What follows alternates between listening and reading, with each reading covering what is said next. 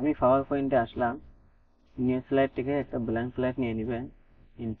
Insert থেকে save আমি এভাবে রাখবো। আঁকানো হয়ে গেলে এটা আমি ক্লোজ করে দিলাম। রাইট ক্লিক, ফরম্যাট সেভ থেকে এভাবে নিয়ে আসবেন।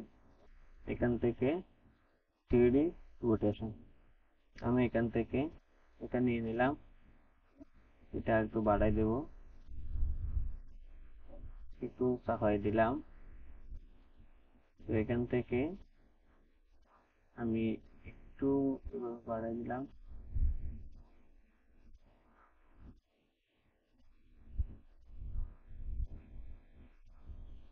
বাস এতটুকু।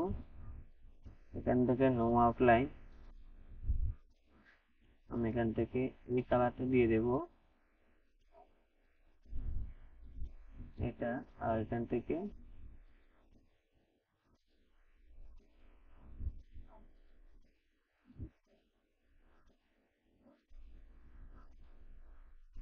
বাস এই ধরনের কালার দিয়ে দিবেন। তো এখন আমি একটু বড় করলাম, চাপাই দিলাম। এখান থেকে এইভাবে, এখান থেকে নো আউটলাইন আমি একটু এই কালারটা দিয়ে দিলাম। এখান থেকে এই যে শ্যাডো, এখান থেকে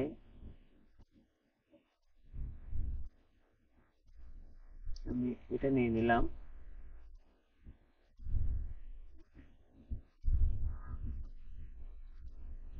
বাস এটুকু। এখন এখান থেকে আমি এটা এভাবে দিয়ে দেব। দিয়ে দেওয়ার পর আমি এটা এটা নিয়ে নিলাম, এটাকে ঘোরালাম। নো আউটলাইন, কন্ট্রোল দাও, এটা সিলেক্ট, এখান থেকে এটা। তো এখন ইনসার্ট থেকে টেক্সট বক্স, এখানে আমি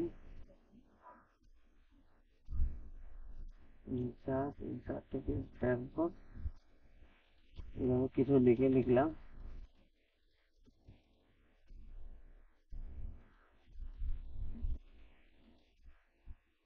বাস এতটুকু।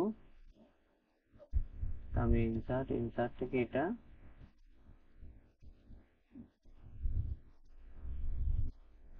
যে কোনো একটা ছবি দিয়ে দিলাম।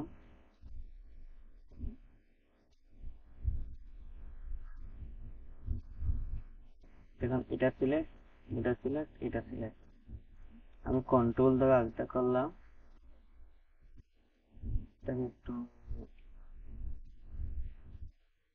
এটার দিকে নিয়ে আসলাম, ছোট করলাম। এটাকে আমি একটু সামনের দিকে নিয়ে আসবো। বাস এতটুকু।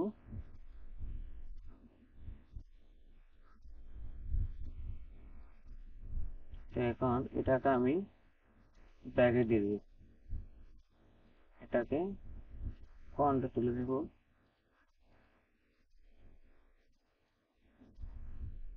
এটা দিলে এটা আমি এটা ক্লিক, কন্ট্রোল জি দিয়ে গ্রুপ করলাম। এখন এটা এইভাবে এটাকে আমি উপরে তুলব।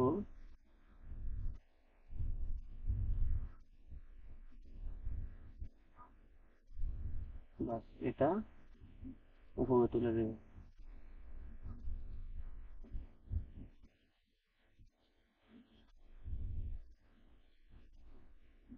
একটু ছোট করে নিলাম।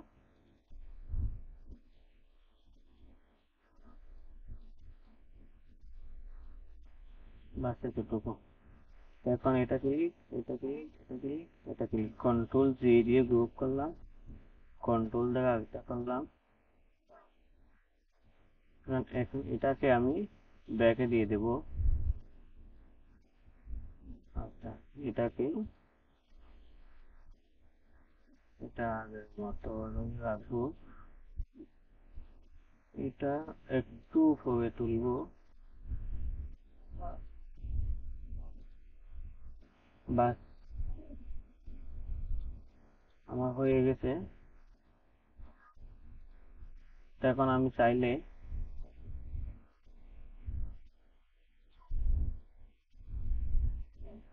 ST51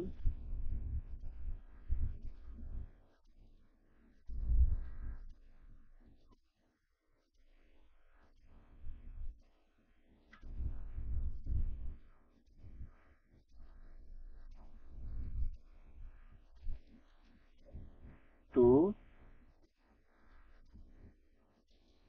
3 দিতে পারবো। এটা সিলেক্ট কন্ট্রোল জি, এটা সিলেক্ট কন্ট্রোল জি, এটা সিলেক্ট কন্ট্রোল জি। এটাকে আমি তুলে দিলাম। বাস, এখন এটা সিলেক্ট অ্যানিমেশন, এখান থেকে এটা, এখন এটা সিলেক্ট, এখান থেকে এটা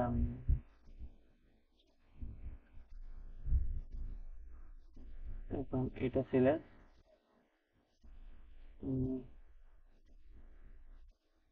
এটা যাতে উপর দিক থেকে আসে ভাবে দিয়ে দিলাম। এটা সিলেক্ট অ্যানিমেশন ফ্রেম, এটা সিলেক্ট অ্যানিমেশন ফ্রেম, এটা সিলেক্ট।